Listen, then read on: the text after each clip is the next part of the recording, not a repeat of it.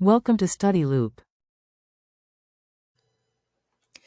If you throw a ball upwards with a velocity v0, it will return to the ground a little bit of time later with a velocity less than v0 due to the air resistance acting on that ball.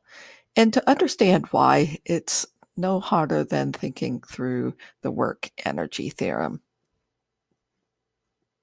And I'll write it in its full form, that the work done by an external agent on a system equals the system's change in kinetic energy plus the change in its potential energy.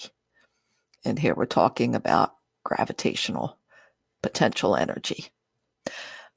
So work is also equal to the product of a force moving the system or object through a distance d, or displacement d, and the cosine of the angle between the F and displacement.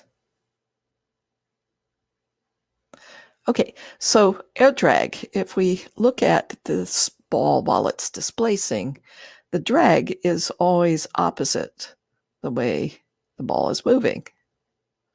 Okay, so it's going to act down on the way up and up on the way down.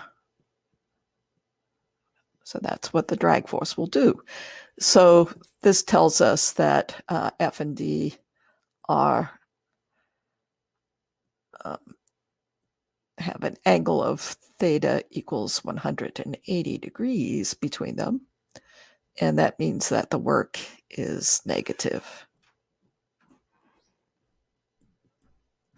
Okay, we won't calculate the exact amount. It depends on some things we probably don't want to get into. But because of that, what that says is that negative force drag times displacement, again, we won't worry about the details, is the kinetic energy final minus the kinetic energy initial.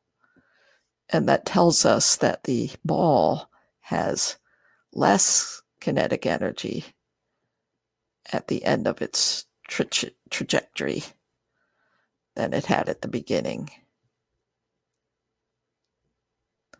Of course, since we know that kinetic energy is 1/2 mv squared,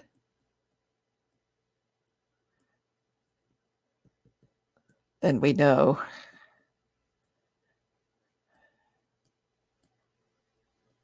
the final speed has to be less than the initial speed.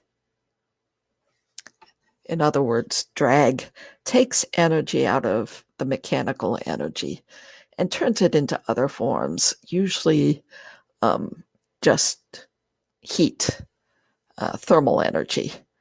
But you could create turbulence if your ball was shaped properly and going fast enough. You could make some really interesting airflow patterns absorbing the kinetic energy out of that ball.